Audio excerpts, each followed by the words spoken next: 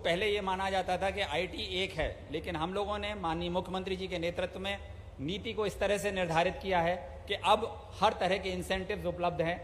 जो physical incentives हैं, उसके बाद नॉन फिजिकल इंसेंटिव्स हैं, डेवलपर्स को इंसेंटिव्स दिए हैं, रेंटल इंसेंटिव्स है, लैंड रिलेटेड बेनिफिट्स हैं, रजिस्ट्रेशन चार्जेस वेवर है, पूरी तरीके से वेव्ड ऑफ है, कैपेक्स और इंटरेस्ट सब्सिडी है, सर्टिफिकेशन पेटेंट के लिए व्यवस्थाएं हैं और साथ ही साथ पावर इंसेंटिव्स हैं डेटा सेंटर्स के लिए। और मैं ये बताते हुए मुझे खुशी है कि आने वाले समय में संभवतः मध्य प्रदेश में सागर में सबसे बड़ा देश का डेटा सेंटर आपके सामने होगा।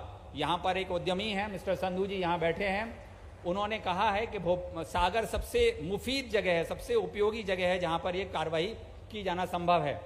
अगर आरओआई के पॉइंट ऑफ व्यू से देखें तो आप अगर आईटी इंडस्ट्री लगाना चाहते हैं और 100 करोड़ रुपए का खर्च करते हैं तो 30 करोड़ रुपए आपको राज्य शासन विभिन्न सब्सिडीज के माध्यम से वापस करता है। अगर आप डेटा सेंटर्स लगाते हैं तो 100 करोड़ रुपए के इन्वेस्टमेंट पर 50 करोड़ रुपए का वापसी के राज्य शासन के द्वारा आपको की जाती है विभिन्न योजनाओं के माध्यम से।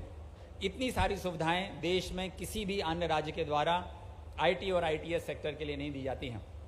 और अंत में सागर क्यों महत्वपूर्ण है हमारे लिए, अगर आप देखें तो यहाँ से 3 नेशनल हाईवे, बड़े 3 नेशनल हाईवे निकल रहे हैं जो ये सुनिश्चित करते हैं कि आप किसी भी स्थान पर बड़ी आसानी से पहुँच सकते हैं। और अंत में जो सबसे ज़्यादा स्ट्रेटेजिकली लोकेटेड है वो है ग्रीन एनर्जी की उपलब्धता, यानी कि अगर आईटी आईटीएस इंडस्ट्री को एक्सपोर्ट्स के लिए ग्रीन एनर्जी की ज़रूरत पड़ती है तो वो राज्य शासन उपलब्ध करा रहा है और मुहैया करा रहा है। आप अगर सागर को केंद्र माने, और सागर का मतलब बुंदेलखंड क्षेत्र को केंद्र माने, और अगर 500 किलोमीटर का एरिया का एक सर्कल ड्रॉ करेंगे तो आप देश की लगभग आधी आबादी को कवर करते हैं केवल 500 किलोमीटर में। और अगर 800 किलोमीटर में करते हैं तो आप 3/4 से ज़्यादा की आबादी कवर करते हैं, यानी कि आप 10 घंटे के अंदर ओवरनाइट ट्रैवल करके आप देश के किसी भी कोने में सागर से पहुंच सकते हैं। ये उपलब्धता किसी और प्रदेश के द्वारा नहीं दी जाती।